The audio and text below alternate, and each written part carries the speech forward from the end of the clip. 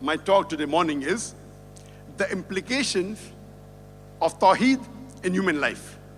Before I dwell into the topic, I would like to ask you a question. Have you ever thought, why are we here? Why are we here in this world? What is the purpose of our life?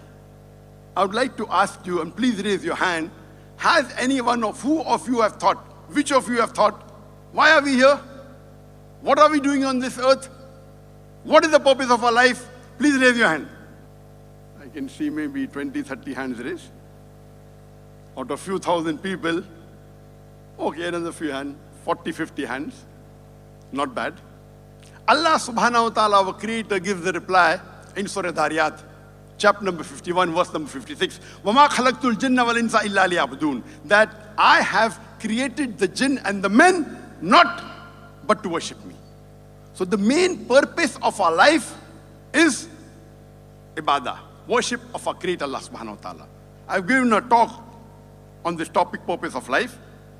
If time permits, you do watch it, or you may watch it also. So the main purpose of a life and the only purpose of a life is ibadah, worshipping Allah subhanahu wa ta'ala. And if you read the glorious Quran, the last and final revelation of Allah subhanahu wa ta'ala, which was revealed to the last and final messenger prophet Muhammad, peace be upon him, the glorious Quran, almost all the verses, directly or indirectly, they're connected with Tawheed. And Surah Ikhlas, chapter number 112, verse number 1 to 4. Our beloved Prophet Muhammad said, it's mentioned in Sahih Bukhari, volume number 6, Hadeeth number 5015. The Prophet said, Surah Ikhlas is equal to 1/3 of the Quran. Imagine 4 verses of the Quran out of 6,236 verses. It is 0.064%. 4 verses of the Quran out of 6,236 is 0.064%. And our Prophet said it is 1/3 of the Quran, 33.33%. Because this Surah Ikhlas, its main concept is Tawheed. And we'll discuss that later during my talk.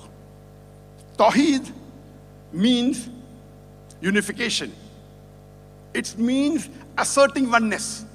It is derived from the word wahda, which means to unite, to unify, to consolidate. The organizers told me that I should list the verses of Tawheed in the Quran and the Sahih Hadith. Let me tell you at the starting of my talk that the word Tawheed by itself, Tawheed, doesn't exist anywhere in the Quran. The word Tawheed by itself. Neither it is present anywhere in any of the Sahih Hadith of the Prophet ﷺ. But the concept is there. The derivatives of the word Tawheed is there in the Quran, like Ahad. Ahad means the one and only.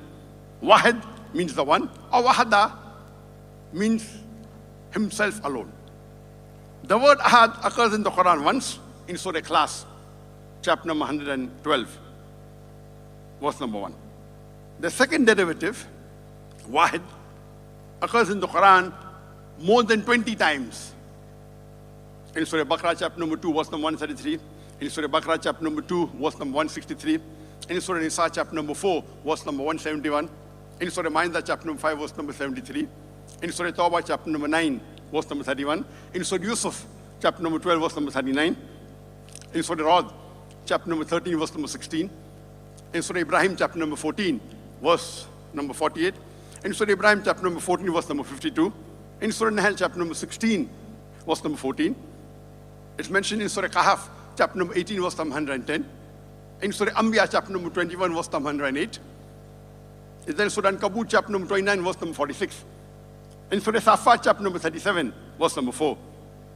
In Surah Sa'd, chapter number 38, verse number 5. In Surah Sa'd, chapter number 38, verse number 65. In Surah Az-Zumur, chapter number 39, verse number 4. In Surah Ghafir, chapter number 40, verse number 16. And in Surah Fusilat, chapter number 41, verse number 6. It occurs in the Quran no less than 21 times. The word Wahid, one. And the word Wahada, it occurs 5 times in the Quran. In Surah Isra, chapter number 17, verse number 46. In Surah Az-Zumur, chapter number 39, verse number 45. In Surah Shura, chapter number 42, verse number 12. Surah Ghafir, chapter number 40, verse number 12. Surah Ghafir, chapter number 40, verse number 84. And in Surah Mumtahina, chapter number 60, verse number 4. It occurs no less than 5 times. In Hadith, the derivatives like yuwa, like yuwad, occurs many times. It's there in Sahih Bukhari, volume number 6, Hadith number 5015, and in Sahih Muslim, volume number 1, Hadith number 111.